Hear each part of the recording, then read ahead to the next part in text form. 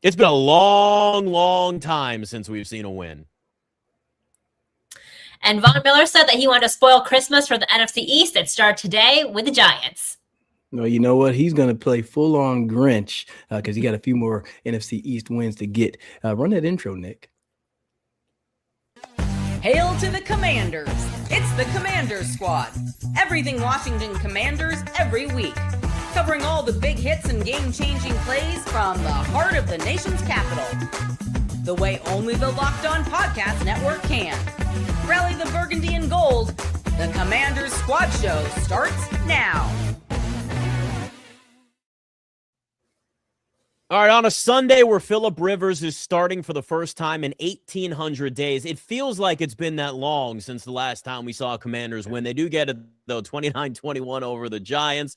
We'll look at, how the offense looked again without Jayden Daniels, though that's kind of been like a regular thing, it feels like, throughout this entire season. Nick Ashew, Anthony Armstrong, Melissa Kim, now a regular on the show. We'll have her on every episode. David Harrison going to join us from frigid, technically New Jersey a little bit later. And I can tell you this, so where I am, anybody on the East Coast, it's frigid and freezing everywhere. But we'll look, of course, at Jacory Krosky-Merritt getting the opportunity with Chris Rodriguez out. Who stepped up with some absences in this game today?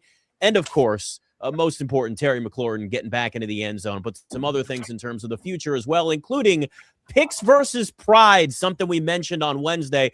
We are brought to you by FanDuel. If you want to be in the middle of the action this season, visit FanDuel.com and place your live NFL bets all season long. Well, the Commanders are 3-10. How about that? Listen, I have established on this, and Melissa, I know you are new to this show, so I will just make sure that I am all about bad losses the rest of the way for the season. But I will say this.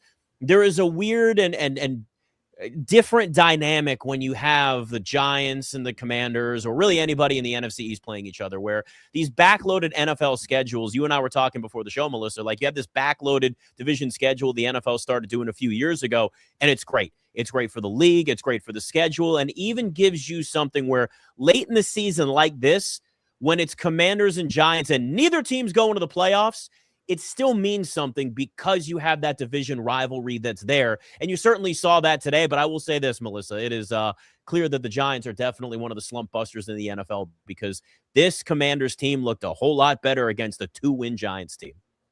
Without a doubt. And you could tell in their body language, just the way that they were playing, there's a little more juice involved. And when you mentioned playing division opponents towards the end of the season, 4 straight division games to close it all out. Von Miller, I did ask him this week. This is where this all came from when I asked him about that. He was like, look, they're division games.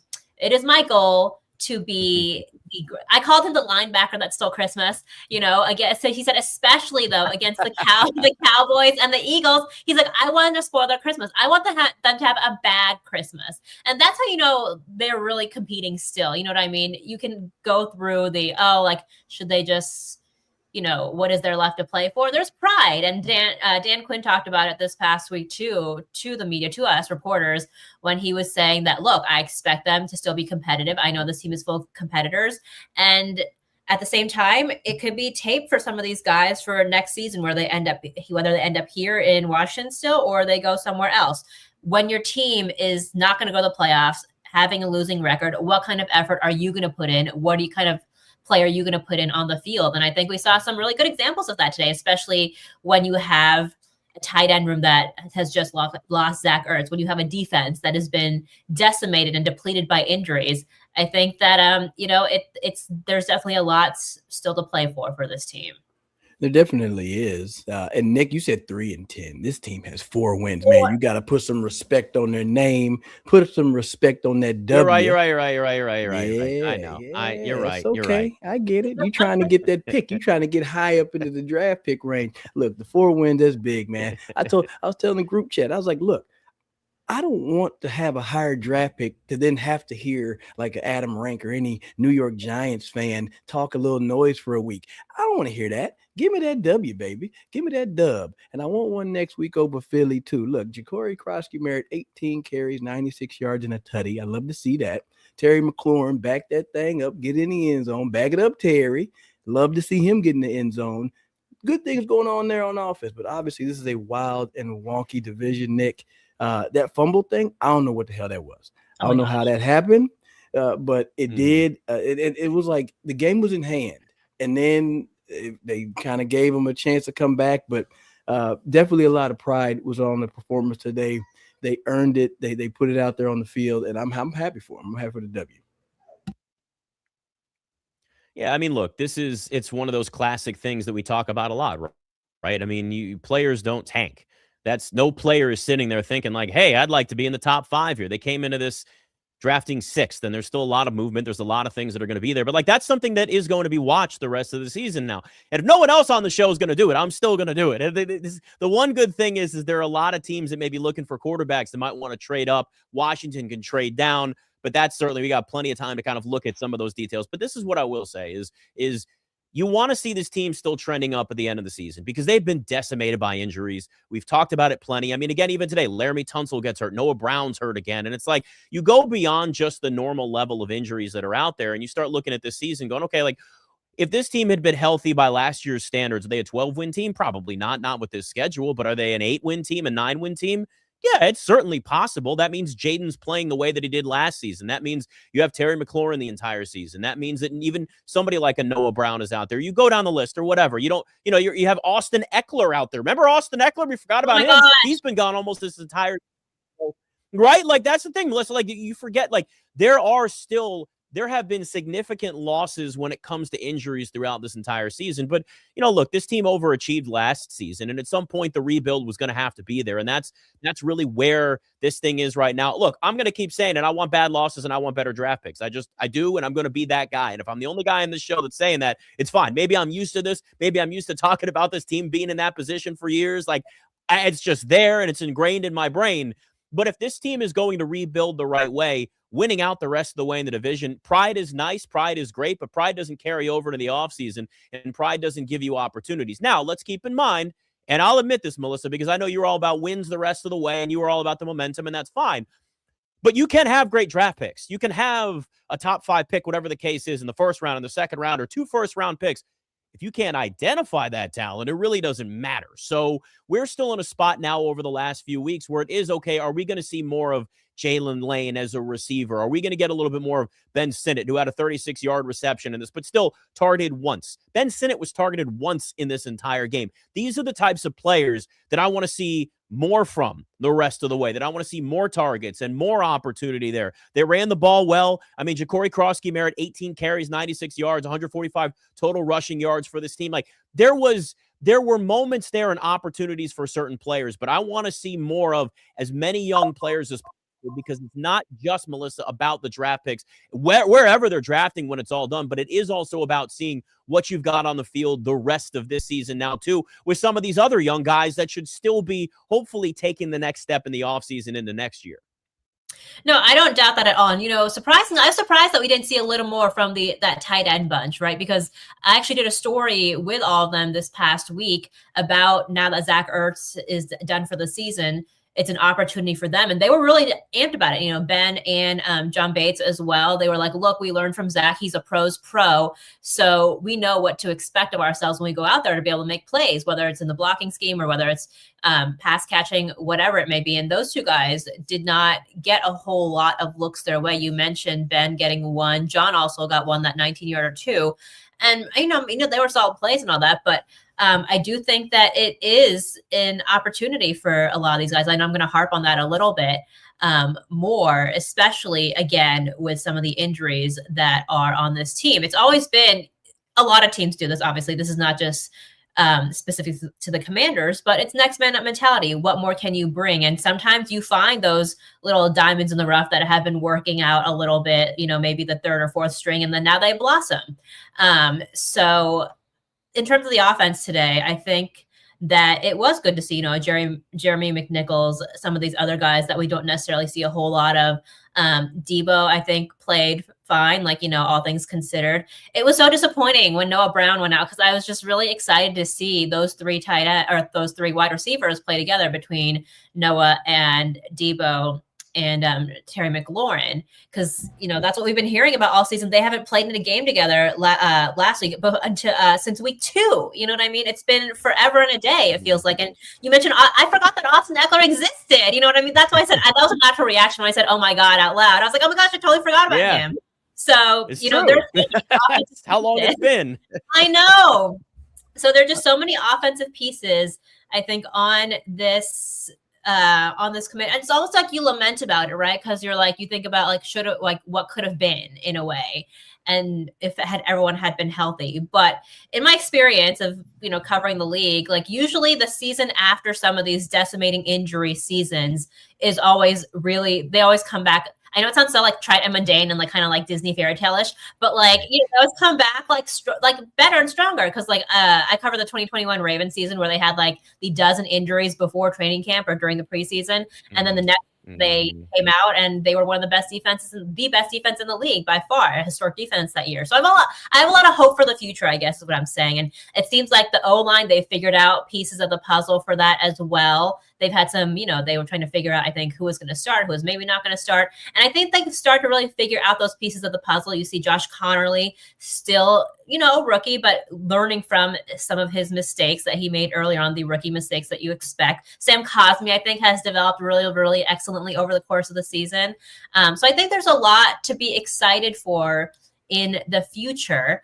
And whether that means however many draft picks they get in whatever round, whatever that may be, I think that whatever happens in that situation, they'll work it out. But I think you have to have a good, solid foundation of an offense first before you even look at that kind of stuff.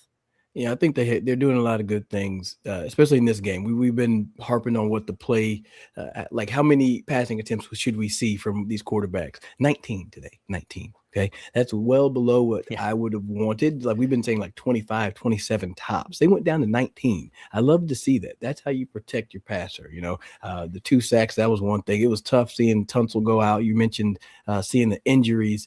Man, seeing Noah Brown go out, that's tough, man. It's so tough. It's one of those things, man, that you start to think like you got to have one hell of an offseason to make sure your body is tip-top shape all the way through and through. And it may be one of the things like you need to take enough time to heal up all the way, because when you have one thing throwing you off, then you will overcompensate over here. And then, groins, hip, back, all that stuff.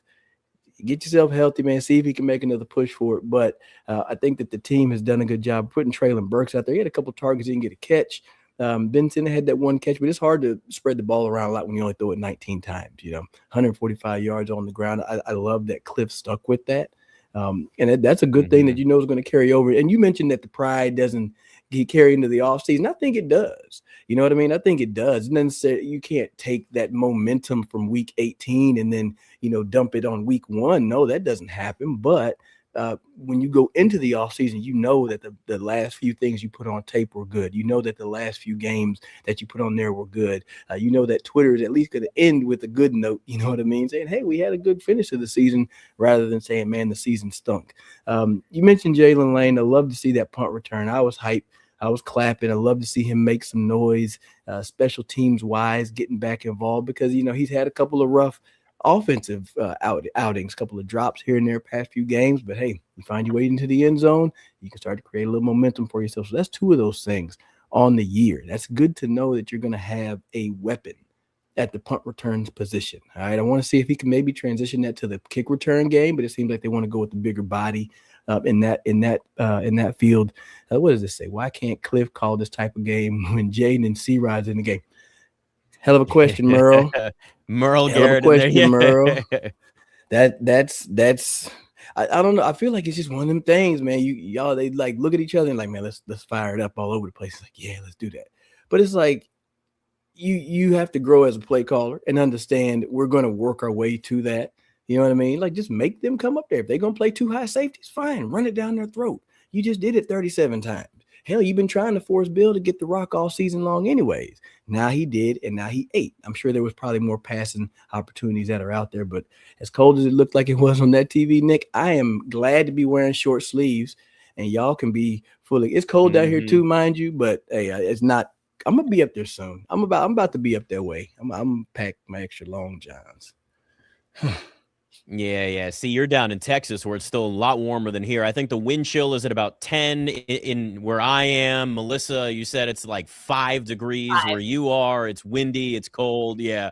Up north, it was just as cold for this too. Look, I'll tell you this, like, this is that time of year, right, where weather becomes a factor in a lot of games. And sometimes that's when you want to start running the football more. That's when you want to start playing that tough-nosed kind of old school football. And it is, right, like how often have we, like Merle brings up in the comments on YouTube here, like, why didn't they run the ball more like this in the past with Chris Rodriguez? Well, Merle, we've been screaming about Chris Rodriguez playing more the entire season, so we're right there with you here. I would love to see more of Chris Rodriguez. You obviously weren't going to get that today with him out, but I will say this, 18 carries, 96 yards, 5.3 yards a carry, and a touchdown for Ja'Cory Crosskey-Merritt.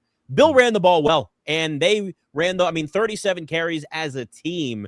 They stuck to the run. Now, it helps when you're actually up for a change, as opposed to getting your ass kicked and losing in the first quarter and, down 31-0 like you were against the Vikings last week. So it is a little bit easier to be able to run the football and have that be your game plan when the team is actually up and when the score is in your favor and the scales tipped your way and all of those things. But if they had committed to the run earlier this season, I mean, who knows how much more that would have benefited them. Again, there's a million injuries, so it's like, there's a million what ifs that we've got with this team. But like overall, when you're looking at where they were today, this was the right balance. I mean, it really was. Over 200 yards passing, 145 yards rushing. You win the game. Like, this was the right balance. But again, this is against a 2-win Giants team, so it's not like they played. It's not like it was a team where you can go, oh, I'm really impressed. Look how they were today. Like, we're past that point in the season. But if we're looking at now kind of where you're going in the offseason and next year, I know Chris Rodriguez is a free agent. Bill Crosskey-Merritt will be back. What his role looks like next year, who they draft, free agency, all that's still going to be answered. But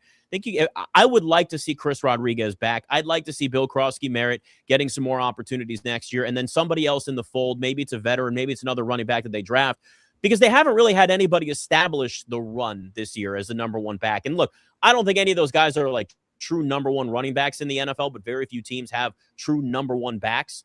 But to see at least more consistency, Melissa, and to see more out of those guys, because we know what Jeremy McNichols is, right? He's going to throw some blocks. He's going to make some smart veteran plays for you, but he's not a regular back. Like 9 carries for 6 yards is what you got from him today in that fumble. So, Jeremy McNichols is who he is. But you look around and you go, all right, you can kind of just at least get a rotation that works depending on the game plan week after week and get a level of consistency. This run game can be better next year, but they clearly need more than what they've got right now.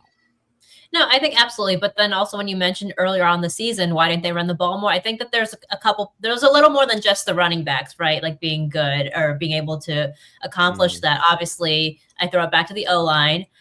You need to have guys that can block in order to make these guys, give these guys a lane to run and to fit those gaps and everything. And they were still figuring out that part of the puzzle, I think, in the first, 5-6 weeks of the season per se.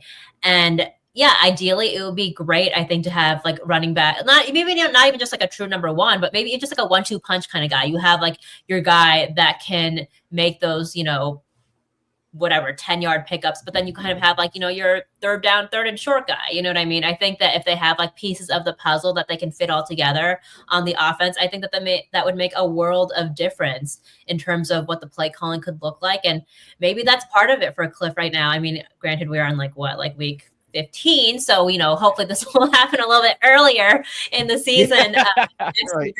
But that's what the neat thing I think about being a coordinator is, especially when you're an offensive coordinator, is you're literally you have all these puzzle pieces, right? And you're just trying to figure out which ones match and which ones fit in with each other. And I think that is one of the biggest challenges for a coordinator and for a coach to have, especially in a situation where in this franchise, and especially this year, you have a bunch of new pieces, right? And you're trying to figure out how they all fit together. So I think that hopefully we've seen what the guys that have made the bigger plays, what their capabilities are, and then they'll decide whether to switch out some of the pieces of the big picture puzzle going to next season. Anthony, you're nodding, so I think you agree with me. So thank you. Yeah, I like a lot of things that you're bringing up. When you talk about the 1-2 punch at running back, it makes me think that this offense works out of a no huddle generally, right? They're not going to the huddle, so then you're not going to get as many substitutions. So if you're going to go 1-2 punch, and I feel that Cliff is going to have to understand,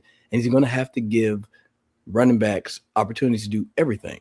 You can't just have, C-Rod only be the inside the tackles guy and then Bill be the screen, the passing game guy. You're going to have to let them both do it. You're going to have to let McNichols do those things. That way it's much more effective. And when you have that going, hell, the 1-2 punch can be perfect. I'd love to see C-Rod and Bill, go in there, be a thunder and lightning backfield and really keep teams on their toes. But then whenever you get C-Rod out there and they're thinking, hey, it's a run right up the middle, and then he runs a little quick screen or something, and you get him a quick pass, that's going to change the tendency. And then that's something that can unlock a whole new game plan in this offense. You just got to find unique ways to create some more plays. The way that you've been doing it, it looks predictable. I look at the tape and I see the first play of the game. It looks familiar every week. Maybe a little wrinkle here and there, but I know that that's how, that offense works. You generally kind of run the first thing, you see what you're getting, and you kind of adjust from there. I would like to see them set the tone more, set the tone with the run, be physical with the run, show them how the game is going to be played, and then you're going to create your extra nuances and big plays off of that. But it also helps to have everybody on the field. So add some health and then add learning what people can do. Maybe it's good that we've had injuries in a sense that you're forced to see what other people can do, right? I've been on the play calling list and say, hey, these are reps that these guys weren't going to get. And now you can see what they can and can't do. So that opens up some possibilities next year. But there's going to be a lot of good decisions to be made. I think there's a lot of good performances from today. I would love to see McNichols back. I think he's been a good veteran leader and a third down killer. I mean, third and forever, he'll go get it. 3rd and 2, he'll go get it. Need a big, whatever, he'll make it happen. But the running back room is going to be in okay shape, especially with Eckler coming back. So, yeah, I'm happy with that particular room. But I know on the defensive side, I gotta give a shout out. I know you're gonna get there, and it ain't on the list yet. But what is his name? Antonio Hamilton Sr. That guy has earned himself a spot on the roster. He played his ass off. He was all over the field. And when they were testing him, he stepped up to the challenge. So that was a guy that really showed up today. He made a name for himself. All right, some other names that stepped up today, and we could see the rest of the way in a little bit of schedule that's left. Plus, the question that feels like we've been asking every single week, will we see Jayden Daniels on the field next week against the Eagles for the Commanders? It's Commanders Squad.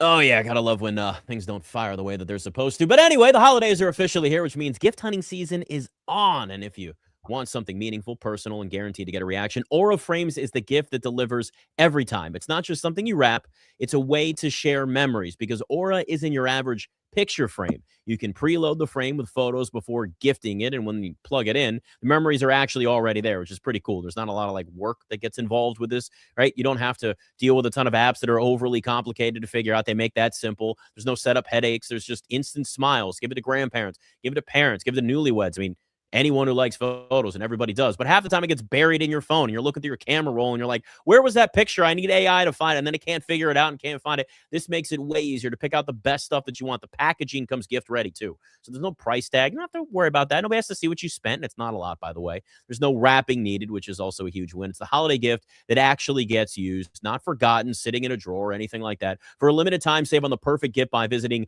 auraframes.com to get $35 off Aura's best-selling Carver mat frames, named number 1 by Wirecutter, by using promo code LOCKEDON at checkout. That's AURA frames.com, promo code LOCKEDON. This deal is exclusive to listeners, and frames are going to sell out fast. So order yours now, because I'm looking here. We are getting close to Christmas. It is getting closer and closer and closer. So make sure you do that. Of course, terms and conditions apply.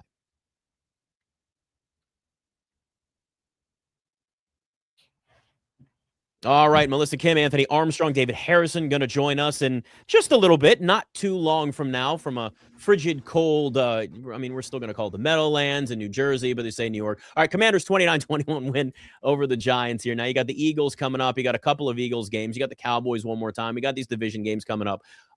I want to go back to the defense real quick, Anthony, because you mentioned, obviously one name that, like Anthony Hamilton Sr., Antonio Hamilton Sr. that stepped out. Yeah, let me make sure I get the name actually right. That is how this kind of feels like the rest of the season, though, right? It's going to be names that you don't necessarily say on a regular basis that may have a bigger role. I was watching halftime on Fox, and I love Gronk, but man, he's a Bill Crosby Merritt, Bill Crosby Smith, Ja'Cory Crosby Smith. Like, I'm like Gronk, man. Like, I love Gronk, but the one thing that I will say is Ja'Cory Crosby Smith, and I'm like, oh God, like, but listen, like, now again, we're obviously familiar with the name, but this is now going to be down that stretch where it's either going to be, for example, somebody that you just mentioned, or even look, Mikey Sainristil with that big interception. This was like, you have guys that maybe you're expecting more out of that also step up towards the end of the season. You have guys like Johnny Newton. We'd love to see a little bit more out of Johnny Newton. I don't think we're going to necessarily see more time on the field than what we've gotten, but it's almost one of these things. It's like, how much juice can we squeeze out of everybody just so you have real game film heading into the offseason? Because what did I say on Wednesday on the show, right? Treat this like the preseason, but in the regular season, because you're going to see more starters. You're going to see teams in the Eagles and the Cowboys that are going to have their starters out there late. If you see somebody like Antonio Hamilton Sr., Anthony, out there and he's making plays now and he's doing it against the Cowboys and he's doing it against the Eagles late in the season, all right, this guy's got a place on the team next year. Absolutely. You can add that guy into that, put him in that category saying, hey, let's go ahead and retain him and see how he can grow. Maybe he can help this team, into next year. And you're talking about Johnny Newton, 4 tackles on the day. I think when you're saying you want to see more of a person, you just want to see them make some sort of impact play, and a lot of times when you're down there on the line, it's a lot of dirty work where you don't get a lot of attention. You're trying to, pick and chip for somebody else. Because down there, Javon Kinlaw had a tackle for loss. He had 4 tackles as well, 3 solo. So they were still doing some things up there. Maybe didn't get all the way to the quarterback that much, but I will say, I'm going to assume it was Daryl Tapp that Jonathan Vilma was talking about, because earlier on in there was a hot mic that was on the sideline after a couple of plays, and they were like, hell yeah, D-line. And he's like, Preston Smith getting some love from the defensive line coach. I'm like, that's Daryl Tapp. He is very hyped right now. But, that D-line did all right. And I just want to see some people make some splash plays. That's ultimately what you want to do when it gets late in that season. Johnny Newton's going to get plenty of opportunities. Especially going against Dallas here in a couple of weeks. They're going to try to fire that thing up. Also on that secondary, I was happy with the performance of – I thought Will Harris did all right too. I think since he's been back from injury, it's helped elevate the secondary. Obviously, what happened last week is a whole different thing, but that was more running game. But I think I feel more calm knowing that he's back there. And going back to Melissa's point, like, man, you wish he would have been there, because I think it was week 2 that he got injured, week 1, week 2 that he got hurt. So he's been gone for quite a long time as well. Would have loved to see what the secondary would have looked like with him back there. And, maybe we're not sitting here with 4 wins. Maybe you have a few more and actually fighting for some playoffs at this point. Yeah, for sure. Go ahead. No, go ahead, Melissa. I was waiting on you. I was waiting on you. So you'll get used to us. We just yap and shut up, No, yapping is good, but also, it might, when you talk about some of the guys making impact plays, right? Some of the things that don't necessarily show up all the time in the stat book. Preston Smith was someone that I thought today also made quite a few impact, changing plays that kind of changed the course of some of these drives. He was one of them. And also Noah, number 6, Noah. I call him that because I'm always going to mess up his last name.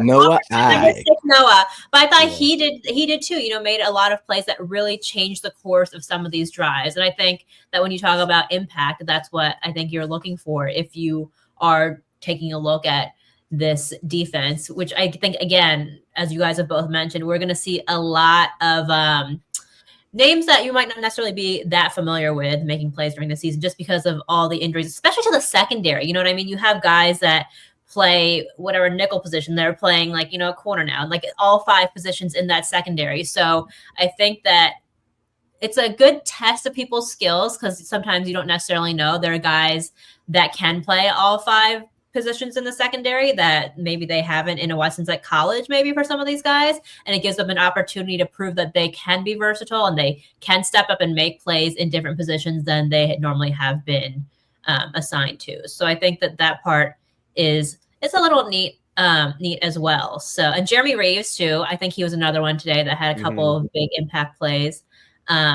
He's done that on defense pretty pretty regularly. Yeah. Like, it's kind of one of the ones I wonder if he earns more playing time on defense. I know he's such a huge special team contributor, but then you're like, hey, man, he made a few plays. I think he would get a couple more. Maybe in Melissa's, that's a great question, Melissa. Take that over there to DQ. You know what I mean? Can we get more Jeremy Reeves on defense? What do you think? Yeah. I definitely, I'm a fan. So Jeremy Reeves, he's amazing human being. Talking to him in the locker room is like one of my favorites. Between him and Von Miller, I feel like so much more philosophically sound after talking to them. Von does say more than just like he wants to spoil Christmas for people. He was talking to me this week about the beauty of the game because, you know, what's left to play for. And he's like, it might be because I'm an old head now in this locker room, but he's like, there's so much beauty in getting this opportunity to play in the NFL. And he's like, that's the mindset that I'm trying to preach to some of these younger guys when you look at what is there left to play for. So I think Jeremy Reeves, we're definitely going to take that. We're taking that one to DQ for sure. I'm talking about. Hey, matter of fact, ask Von Miller or give him a look. Hey, give him congratulations to his DeSoto. Give Von Miller a little congratulations for his DeSoto Eagles. They're going to state down here in Texas. They won. Okay. They had a goal line stop, and then the next play, running back took it 99 yards, Nick. Wow. 99 yards to close it out. So Von should be pretty excited. DeSoto, that is the home of Zach Orr, defensive coordinator for the Ravens, Chris Orr, who played at Wisconsin and now is on the Kansas City Chiefs staff. Look at DeSoto High School putting guys on the map. Man, DeSoto got some ballers, man. Y'all don't sleep on Texas now. Oh no, everybody's talking about. I'm happy to give Texas. Yeah. Everybody's talking about Florida all the time. I will give Texas their due diligence. Texas, Nick? we all know. Listen. Anybody that sleeps on Texas high school football is a crazy person because we've seen what those stadiums look like. We know how crazy that whole thing is. There have been movies and shows and all kinds of stuff made about that. We're in a lot of places. They don't even care about the NFL. They don't even care about college football. They care about Friday night. I mean, that's all they care about. So you're right, Anthony. There's a lot of talent that's going through there. I will say this about Von Miller. Give a dude credit.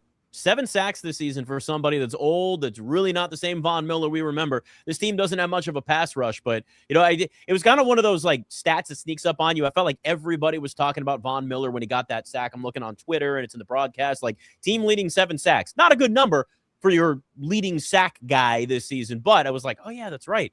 Now it's Von Miller at this point that's stepped up. That look, I don't think Von Miller is back next year unless it's in a very small role, but that's how it's going to be probably for a lot of these vets. The question is like, okay, are you getting them cheap? And are they going to be somebody that's here like a Bobby Wagner? I know a lot of people, and I see it, and I know it's going to light up the comments, and I get it. I see it every week. No, Bobby Wagner shouldn't be back next year. Here's the reality. If Bobby Wagner's back and it's more based on veteran leadership and locker room, Bobby Wagner is one of the smartest guys in the NFL. He's one of the great leaders. He's a good dude, and he's somebody that brings that locker room presence that a team needs. The thing is what is the money and what is the role? And that's going to be what this team is going to have to think about, you know, as the season, you know, off season hits. And those are all the things they're going to have to think about. Look, Bobby Wagner's developed a really good relationship with Jayden Daniels. He's given him the perspective on the other side of what he sees and how he can help Jayden Daniels develop as a quarterback. Now, I don't know whether we see Jayden back next week. I think if I had to make my prediction, you know how I feel versus what I think the team is going to do. I don't want to see him the rest of the season. I'm so glad that Jayden Daniels did not play on that horrible field against the Giants and the cold. And I get it. Football players have to play. No, they don't. Not when your team comes into this with 3 wins. They don't have to play. It doesn't matter at this point. But I would predict, Melissa, that there is a very good chance that we probably see Jayden Daniels against the Eagles next week. Oh, I think 100%. Any opportunity that that Jayden can play, they're going to give him the opportunity to play. And you mentioned Bobby Wagner too, just to touch on that real quickly. Their lockers are right next to each other. Like Jayden's is like right here and like Bobby's is right here. So I think that there is a lot of value in Bobby Wagner. Like you said, one of the smartest, most intelligent, cerebral guys, I think, to play the linebacker position in this league. I will go as far as to say that. Because again, talking to him, you can just tell the things that are churning in his head, like as he is speaking to you. And as mentioned on the broadcast, you have to give him a shout out to, just graduated with his master's from the business school at Howard. I do the broadcast for Howard too, so I have to give them a shout out. But, you know, I think that he brings a lot. There's so many, I love intangibles, right? That's like kind of what I've kind of based my career upon, is finding intangibles that guys bring to the locker room. I think Bobby Wagner is a huge one.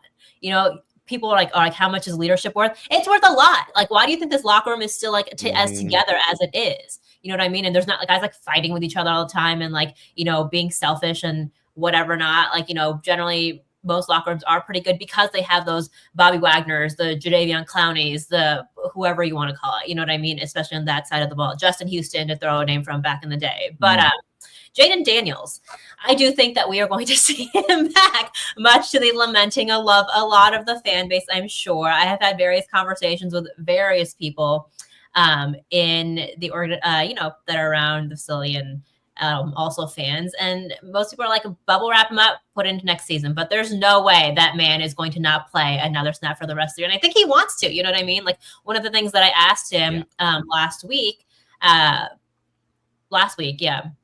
or the previous week, before he was about to play, is, what did you learn about yourself in this time that you didn't get to play? And he said, he's like, I learned that, like, football is how much I love football because it was taken away from me and not at my choice.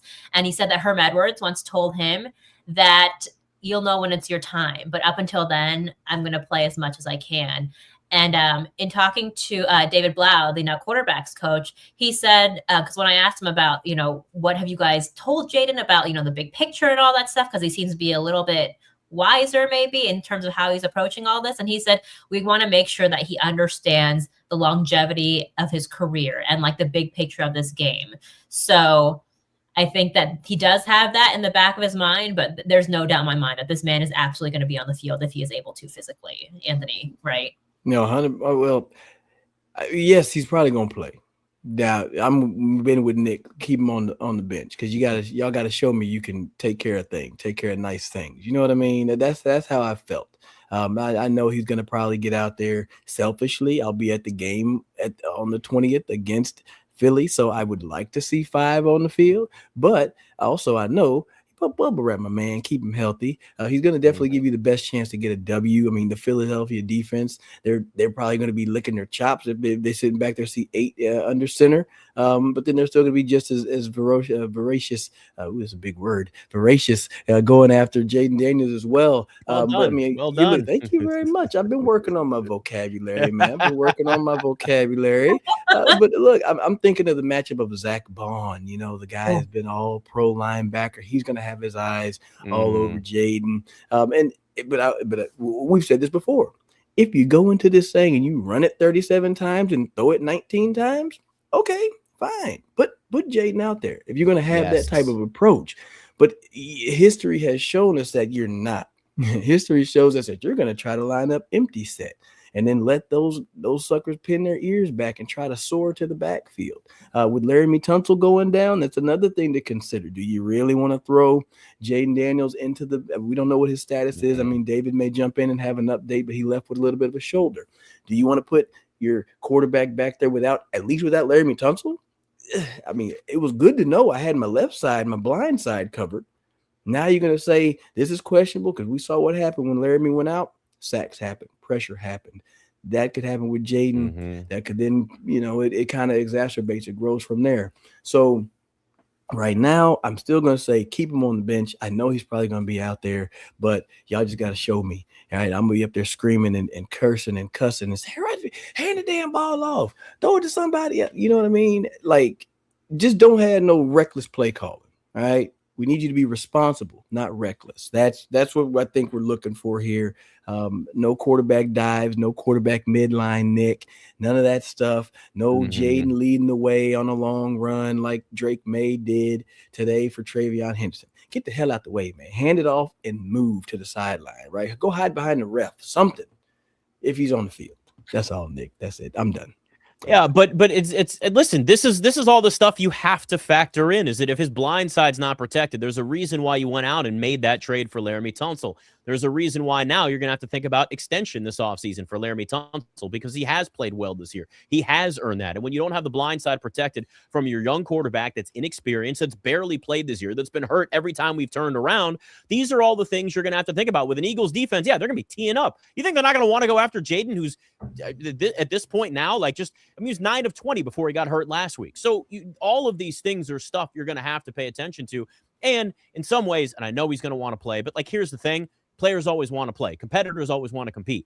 The great John Thompson, I'll always use this quote as one of my favorite things he ever said when I was lucky enough to work with him early in my career. I'd rather calm a fool than raise a corpse. And I love that quote because it's so true, where I'd rather have a guy that I need to pull back and say you're too intense or you're too, like, you want this too much, versus like, hey, do you want to play? Are you excited? Is there anything? Like, come on, shouldn't have to give motivational speeches to professional athletes if they understand what's on the line here. Jayden Daniels, somebody you have to pull back just a little bit, but that's part of the thing, is where you're going to have to sit there and say, are we going to have to protect him from himself a little bit? I mean, you got a quarterback on the other side of the field for the Giants that you clearly have to protect against himself, but it's the same way to a smaller degree with what's going on right now with Jayden Daniels and the future and where he's going to be and all of those things. All right, David Harrison going to join us in a little bit here. We'll see what his perspective was, what he got from the players, Dan Quinn, all of that after the game. Commanders 29-21 winners over the Giants, now 4-10 on the season. It's Commanders squad.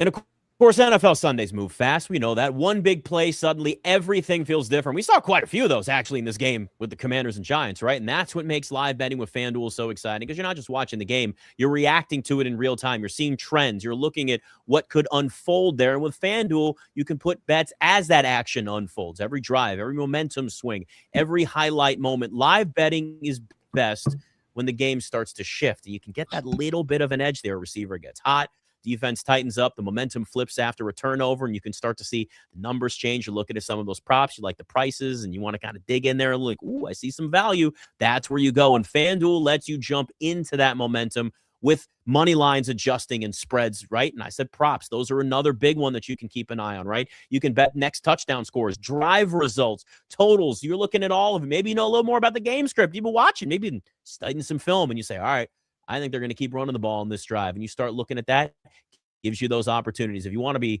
right in the middle of the action this season, FanDuel.com, the app, place your NFL live bets all season long. FanDuel, the game moves fast, but so can you.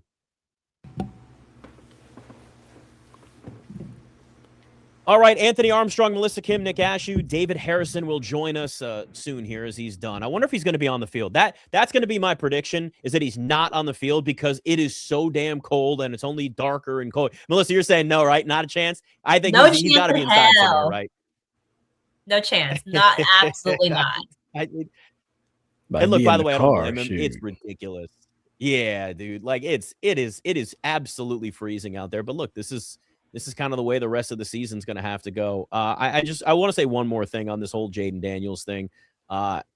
If you've got the Eagles 2 of the last 3 weeks of the season, you know what drives me nuts the most about this whole situation? So the Eagles are massively vulnerable this year. I mean, their offense is trash. And to see where this Commanders team was last year, and to know that this division, if they were healthy, and it was not even, again, they're not the same team as last year, but let's just say that the Commanders were knocking on the door of 10 wins this year and healthy like they were last season. I mean, it's a hypothetical world, I'd like it, but the division could be in hand with those games. And that's kind of way the schedule was set up. But this division as a whole has been massively vulnerable. And we thought the Eagles were going to run away with it this year, but their offense it's unwatchable at this point right now, to the point where Eagles fans are living up to their reputation and they're egging their offensive coordinator's house. So it's like, you look down this stretch and go, Jayden Daniels is going to be chomping at the bit if he's out there against the Eagles next week, just because there is a chance that this is a game where it doesn't take more than 21 points to win, with the way Philadelphia's been playing offensively, Melissa. I think that's so true. And when you exactly what you just said, like, you wish that you could take like last year's Commanders team, have them play the way they did this year, have this year's Eagles team stay the way that they are, right? It is absolutely that way. But look, I think that that's been the case for a lot of teams that have been these powerhouses in the last couple. I mean, the Chiefs are not going to make the playoffs for the first time in 10 years. You know, it's been a weird. To see. It's about time they had some suffering, Melissa. Chiefs fans every year, it's like they don't win the division and they don't make the playoffs. I mean, it's like, good. Finally, we won't see the Chiefs in the playoffs. I'm happy to see it. No more Taylor Swift for everybody, apparently. But Taylor Swift, come on, we can't get that lucky. But like, you know, I think that maybe the league is turning, and maybe we're going to a new generation, excuse me, of the league right now. You know what I mean? Because for so many years, it's been like Eagles, Chiefs, Ravens, for the most part, you know what I mean, across the board. So I mean, Bills are always in the Seahawks, yeah, mix. Bills, yeah. You know, the teams that have been the powerhouses all of a sudden this year, it seems like maybe we're turning a new page and we're seeing like the Seahawks, the Patriots making a resurgence. So I think that it's kind of neat to see. Sorry, Patriots. Anthony, you're shaking your head. Sorry. Yeah.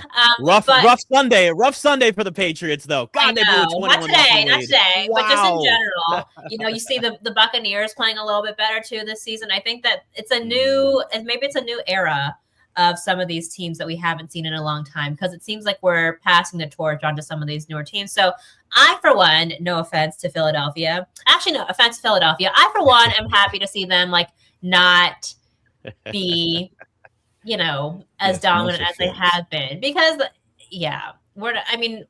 love Jalen Hurts, love Zach Bond, all that jazz. But it's time. It's time to see that they have some holes in their game too, Anthony. I think that it's time. You so nice. You are just so nice. I'm trying to be sunshine and rainbow. Here, I'll say it for you, Melissa. Screw wings, Philadelphia man. Eagles fans. Screw them all. I hope their team sucks forever. I'm not trying to make them happy. Clip the wings. Clip the wings. No. Like you said, if you take those individuals and you separate them from the team and you say, man, Jalen Hurts, really good person, good human being.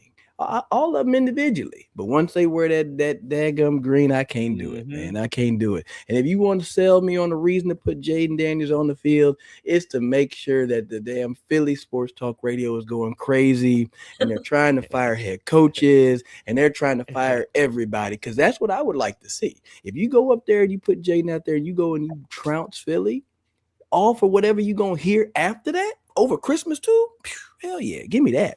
That'd be the only reason I play Jayden Daniels, so that you can ruin Philly's Christmas. You know what I'm saying? I'm gonna be on the Von Miller train. I was gonna say, you want to be the Grinch, just for Philly, just for Philly. Beat them on the 20th. Send them into Christmas with a whole bunch of sports talk. That, oh my God, we gotta get rid of this guy and get rid of that guy and da da da. I would enjoy my Christmas just sitting there sipping eggnog, just watching that whole turmoil happen, Nick. That's what I would put Jayden Daniels out there for, to ruin their Christmas. Listen, I will say this. One of my really good friends is an Eagles fan. I know I accept all people as friends, even Eagles fans, unfortunately. But he's just been texting me all year, just begging for their offensive coordinator to be fired. And like, that's, you know, although I don't blame him, I'd be pissed off too, because there's way too many weapons in Philadelphia to look at that team and go like, how are you this bad offensively? Like, again, there's multiple reasons, and Jalen Hurts has his peaks and he's got his valleys, and we've seen a lot of those valleys this year, but you're not getting the same Saquon, and there's all those things. But yeah, like, and again, like, even just think about where we are right now, talking about this last stretch of the season. It still makes these games matter for Commanders fans because you have division games coming up at the end of the season, and it adds a little bit more to it. So I think if you're the NFL, like, you look at the schedule, we know they're going to keep it, and this is the way that it's going to have to keep going. And again, if somebody finds themselves in a position where they step up and they play well, and you know they're doing it against the Eagles, doing it against the Cowboys, Commanders front office going to be like, that's somebody we want. That's somebody we want to keep moving forward next year. While we wait on David to jump on with us too and kind of give us the insight in that field, I do want to say this. Jackson Dart is a psychopath, and Jackson Dart reminds me of like the villain quarterback that you'd see in a sports movie that ends up getting benched because he's too cocky, and then he gets humbled by like the backup quarterback who goes out, and it's a Disney movie and he wins, and then eventually Jackson Dart is the guy that's like, oh, I guess I need to grow up, and I don't know, maybe stop taking so many hits and diving for first downs. Look, I know he has said that he's not going to change the way that he plays. If he doesn't change the way that he plays, Jackson Dart's going to be out of the league because of injuries within 3 years. I mean, it is every week he's going to the blue tent and getting evaluated for concussions. Like, these matter. These things add up. And I understand he was back in the game and all, but like every week, this is a conversation about Jackson Dart. And sure, it's fun when it's this, you know, up in New York, they're looking at him and they're just like, look, this guy's a rookie. It's like when Russell Wilson was starting at the beginning of the year for the Giants and he's making the same mistakes that Jackson Dart would. You go, well, why don't we start the rookie? Why don't we put him in the position to at least like make those mistakes? Jackson Dart, it's all fun and games until you're no longer a rookie and people go, can you maybe slide as opposed to diving and leading with your throwing shoulder or your head to get a first down? He is reckless as hell. I mean, it's fun in the moment. But if I'm a Giants fan, Melissa, I'm watching Jackson Dart play. Like, we talk about Jayden Daniels and maybe protecting him from himself a little bit throughout the rest of the season. Jackson Dart is like, turn that thing up to 10 when it comes to recklessness out on the field. No, I know. And I think about it. So last week when Jayden was playing, I was talking to somebody about this in the media room. Like, he only slid like properly like once, like, you know what I mean? And it just gives you like anxiety, like when you watch it. It gives me the feeling like, you know, like when you're watching baseball and like there's a pop-up fly ball and like there are two guys in the outfield running at the same time. You're like, somebody call it. Oh my God, you're gonna hit each other, like crash into each other. Like, that's how I feel when I watch Jayden Daniels not slide. Like, you know, it gives me anxiety. And like Jackson, oh my God, like I'm just thinking about like, this is like obviously not a laughing matter, like super serious, but the season that Tua had all those concussions, right? Like, concussions are so serious, and like your career longevity depends on it. Like, there's a reason why certain positions play longer in their careers than others. And so Jackson, oh my God, like, yeah, I'm glad I'm not a Giants fan, because like I would literally need to like calm myself down like every single week watching this man do what he does on the field. But yeah, I do agree. It is quite a bit reckless. You know what I mean? Honestly, when Jameis came into the game, I was like, all right, done deal, game. Let's just watch Jameis have some fun, call it a day. And no, here comes Jackson Dart back in being like, no, give me more. And I'm like, what are you doing? Stop. So what? Yeah, he's a wild child. You know? He's a wild child, Melissa. He really is. He'll learn. It's just, I mean, hey, he'll learn. That's all I can say. You'll take one too many hits, and you're like, you know what? Maybe I'm gonna slide this time, or maybe I'm gonna throw it away. But yeah, so David's here. Bring David in. Because I don't got nothing else to say. But like, all right, really though, and at the end, they didn't have to do all those running plays. The same thing we say about Jayden, you can say thing about Mike Kafka and them about Jackson Dart. Take care of your quarterback. I mean, it is the most important thing, is you got to protect your quarterback, especially when you look at them as your franchise quarterback. All right, we had the question whether or not David Harrison would be indoors or outdoors. That answer next.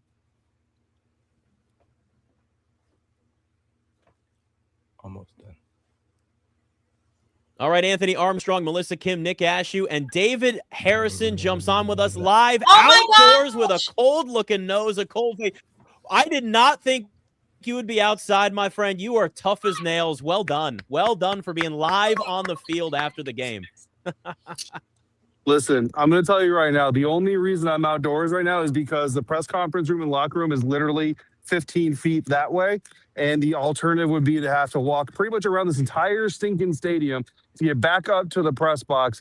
And after that winning locker room, I knew, I was like, this thing is going to be a long time. I wouldn't have even made it on by the time you guys got done, I think. So I was like, you know what? Let me leave my tripod down here. But I will tell you this. I left my tripod down here pregame because I knew I needed to do this. I knew I was going to need to do this before the game. So I'm basically psychic is what I'm telling you. I'm glad nobody stole it. You know what I mean? I figured I wouldn't trust nothing up there in Jersey, man. I left it in the press conference room. We're okay. Honor among thieves. You know what I mean? We all pretty much leave each other's equipment alone. So I was confident. Fair enough. Well, good. Welcome in. How was the locker room? All right. So, yeah, how was that thing? Oh, it was great. It was electric. It was happy. It was fun. It was the thing that we've been missing since 2024, and it was amazing. You know what I mean? And look, you know, these guys know it wasn't perfect. These guys know that there's still things to clean up. Dan Quinn came to the podium and talked about 4 fumbles, and obviously that can't happen, right? But we talked to a lot of the defensive players about, you know, when the team needed you to step up in those situations. You know, especially there late in the game, how did it feel to be able to step up? And then I asked asked Sam Cosmi rather. I was like, hey, you know, look, sometimes it's on the offense to put up points at the end of the game, but sometimes you need the defense to kind of be the heroes. And he kind of chuckled, but I was like, you know, but knowing that you have a team over there that could do that tonight, you know, how does that feel? And these guys understand this is a team sport, you know what I mean? And not every player, I think, who was it? I can't remember who it was. It might have been Bobby Wagner said, you know, this is a game played by imperfect men. And I think that's a great way to put it. You know what I mean? Not everybody can be perfect. You just need to be perfect enough. You know, obviously this year is not the good example, but I go back to like week 5 when they beat the Chargers, and I had, you know, Commanders fans telling me, David, they can't win a Super Bowl playing like this. I said, well, you know, good news is week 5. They don't got to win a Super Bowl playing like this. They can worry about that later. Turns out they can worry about that in 2027. But the point still is any given Sunday, you just got to be better than the other team. You don't got to worry about the other 30. You just got to be better than one. And today they were better than one. And that one was the New York Giants.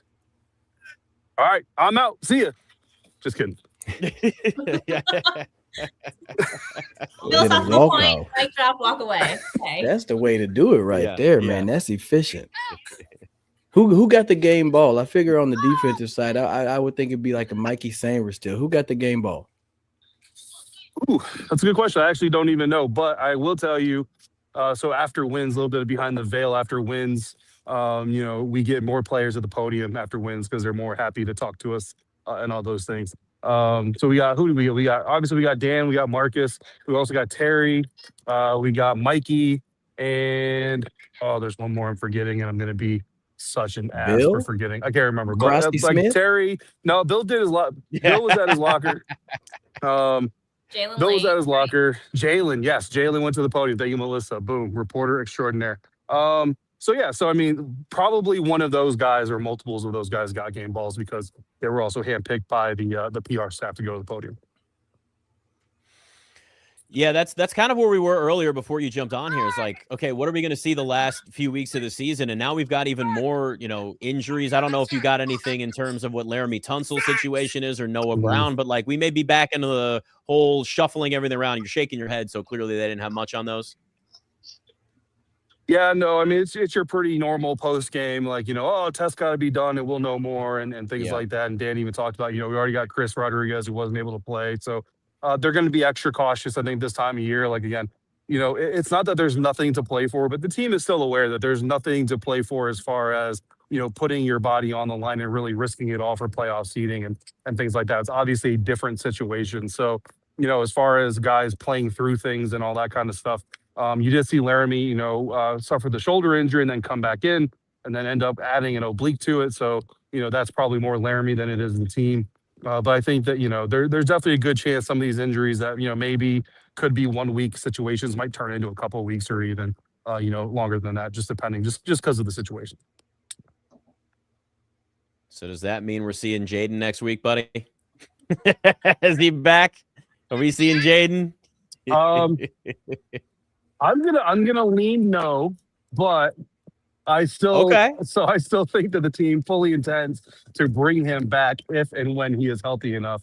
And Jayden didn't talk because he didn't play and all those things. But trust me, this man is as locked in as he's ever been. Just watching him interact with his teammates before and after the game.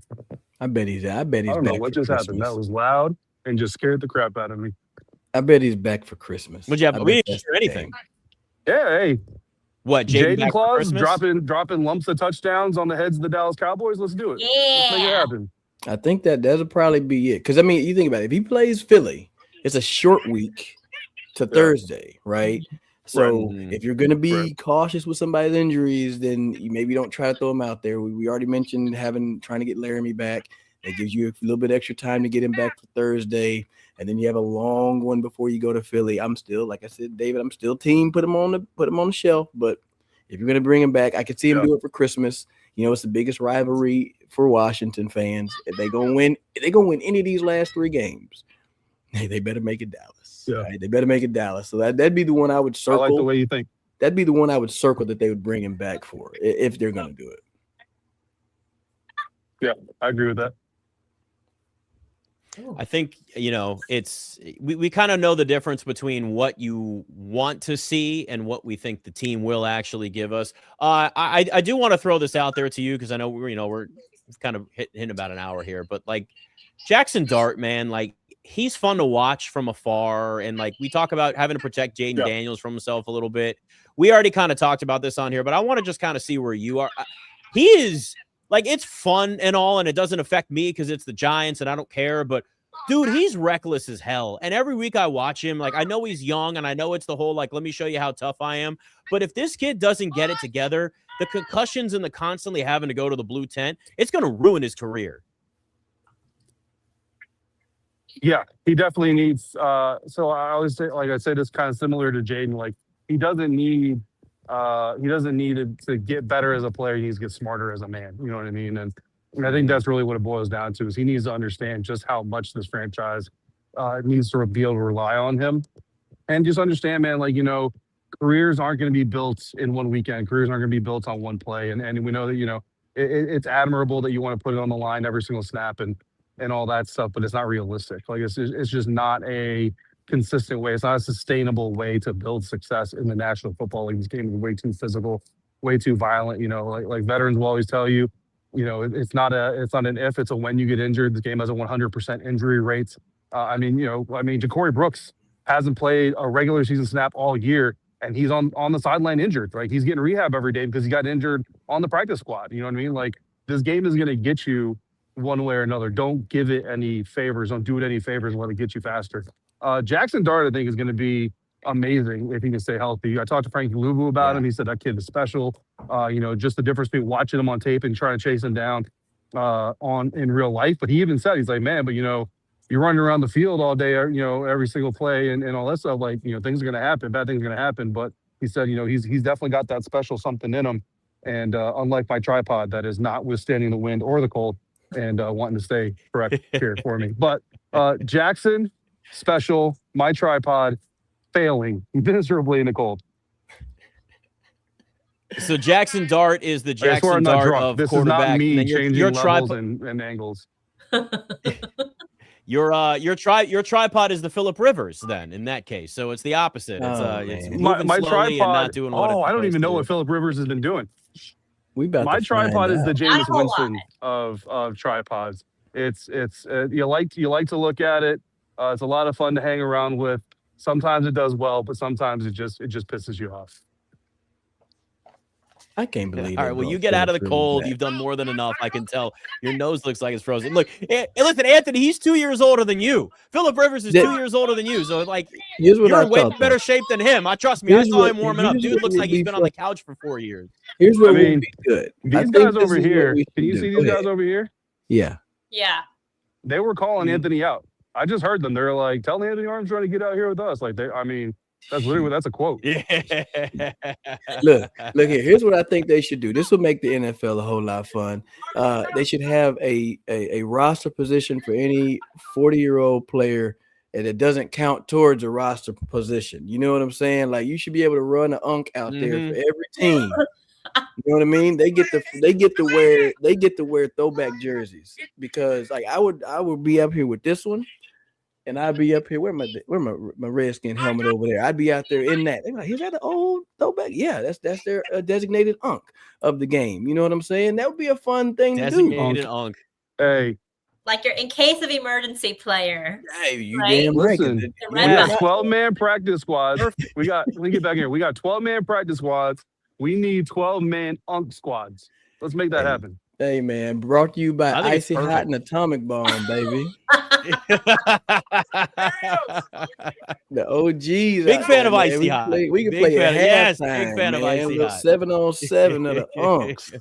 Golly, can you imagine Michael Irvin out there? He said, I can still do it. He trying to spin the thing for Jerry. That'd be great, man. Oh my God. Darryl Green and Michael Irvin squaring off on Christmas halftime pay-per-view. Tune in, y'all. I got my money on the OG Darryl Green. That's just because he was in my comments on IG the other day, man. So shout out to OG. Well, here's what we'll do. We'll start the campaign now. So by the 2026 NFL season, the Anthony Armstrong rule will come into effect, and it's going to be the designated unk for every team. I think it's perfect. I think we'll have it. I'd love it. And then you can do the show post-game with us every single time from the sidelines there as you're the designated unk. All right, David, great stuff. Appreciate you obviously standing out there in the cold and giving us the views. If you're watching this, of course, live or back to it, make sure you subscribe to us on YouTube. We've got the podcast, wherever it is that you get your podcast. Better watch the video, though, because then you can see David's freezing nose. He's got the Rudolph thing going on a little bit early before Christmas. Like, subscribe to the show wherever it is that you get everything. Give us a follow across all of the social media platforms. We are back on Wednesday. All four of us, is Melissa Kim officially part of the Commanders squad now moving forward. Commanders 29-21 winners over the New York Giants. Eagles coming up next on Saturday. It's Commanders squad.